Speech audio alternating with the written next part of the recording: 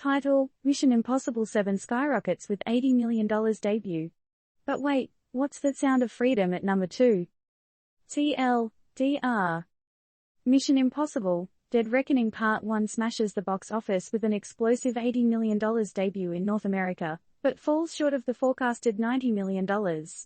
Hold up. The faith-based thriller Sound of Freedom proves itself a worthy competitor, holding steady at number 2, breaking the mold of the typical Hollywood chart toppers.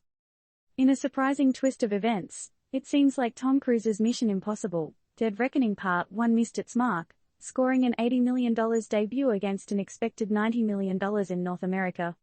Oh well, it's still a pretty hefty chunk of change, right? But the surprise doesn't stop there. The film is fueled mostly by the older crowd, with 22% of ticket buyers from the 55 and above age group. Who knew Grandma and Grandpa were such Tom Cruise fans? The film is the 7th installment of the Mission Impossible franchise, directed by Christopher McQuarrie, and backed by a star-studded cast. But this grand unveiling didn't come easy. The movie's production, which cost a whopping $295 million, was plagued with setbacks due to COVID-19. But hey, they managed to pull through, and now we get to watch Tom Cruise do his death-defying stunts once again. Worth it. Meanwhile, holding strong at number 2, Sound of Freedom, the Angel Studios' faith-based political thriller, is raking in the big bucks. It's clear that this movie is a force to be reckoned with, making an impressive $25 million for the weekend. Could this be the rise of a new genre of chart toppers? In other news, Insidious: The Red Door fell to number 3 with $13 million, while Disney and Lucasfilm's Indiana Jones and the Dial of Destiny came in at number 4 with $12 million.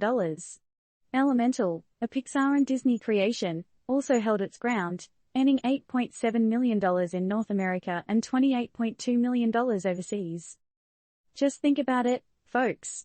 Who would have thought that a faith-based political thriller could stand tall among summer blockbusters?